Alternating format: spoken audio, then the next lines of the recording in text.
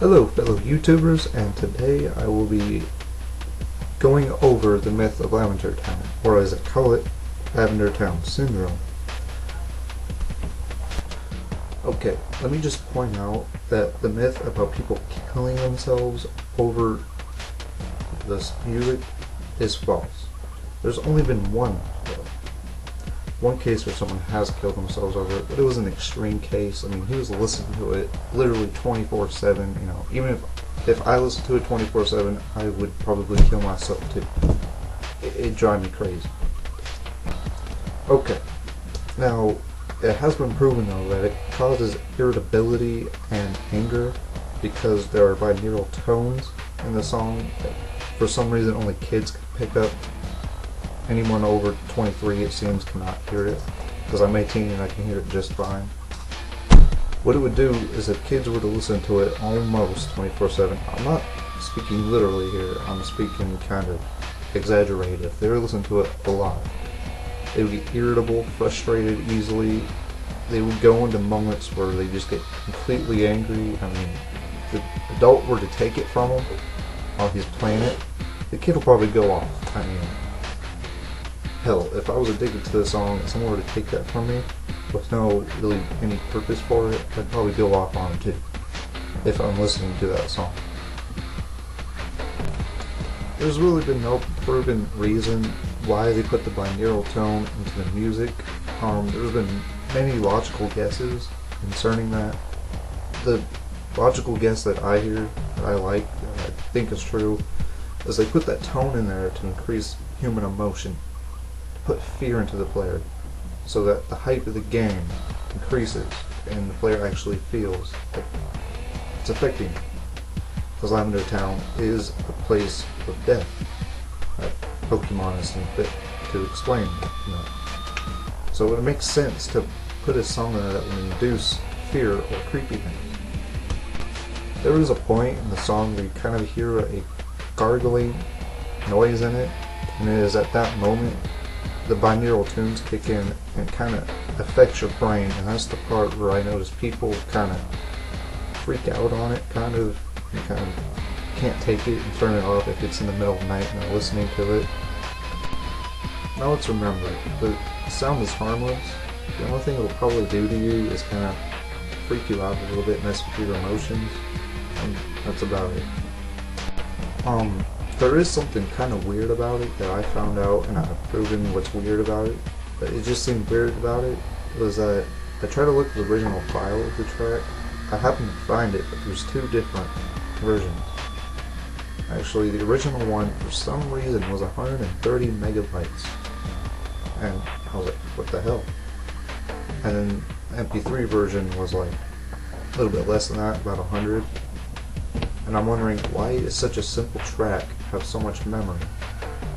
So I kind of looked into it, and I've seen videos on YouTube trying to explain that there's like hidden messages or hidden pictures in it. It appears that there is a hidden picture in it, only you can't see with your eyes, your mind sees it. And it's like, believe me or not, your mind gets the picture of a ghost. I've played it over and over and over again, searched my mind, and the idea of a ghost just pops up. It's just in my mind at the point of that binaural tone. There's no really any explanation why it would do that other than the previous thing I said, which was that they do it on purpose to strike fear into the player. But it's kind of odd. Why would they want to do that to an innocent game? Do they really want kids to feel scared about it? I mean, really no. The ultimate weird thing about it was that there wasn't just one picture, there was multiple pictures, and believe it or not, they were kind of disturbing. If you've heard about the famous hand sprite, or undead hand sprite as some people call it, about the myth that they programmed to burn the game but was originally taken out, where you get to this point in the game where a hand reaches out of the ground, grabs you in, you go into a battle, you fail, you're underneath it, you get killed in the game, and the game ends. That was the weird thing. That picture showed up in the song. There was a series of pictures before that. The first was a ghost, but the first gargling noise. The second was a picture of the Cubo. It just pops into your mind. You see the Cubo with his mother. The next picture was a picture of Lavender Town Poke Center for some reason.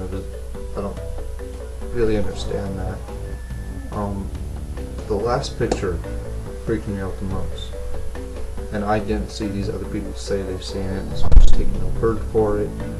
But the last picture you get in your mind is a hand. Pale white hand, like explained in the hand sprite. I don't know about that. I'm kind of the Ghostbusters right now talking about it, so I gotta stop this right now.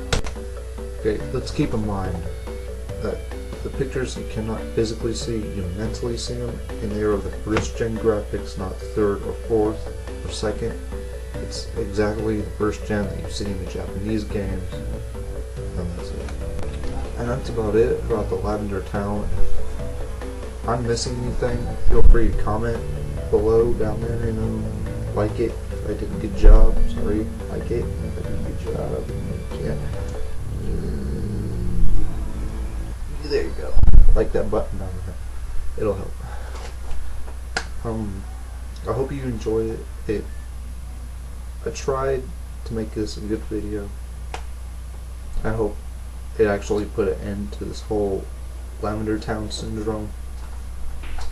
I hope you enjoyed the creepypasta pics I did at the beginning. And by the way, I increased the bass because there is bass in the song. Even though you can't hear it on the original Game Boy, there is bass that was programmed into it. And I kind of increased it tenfold into it, so you can hear it. No, the bass is not the binaural tone, but it is pretty freaky. Those creepypasta pics, I just went on Google, threw them up. There you go.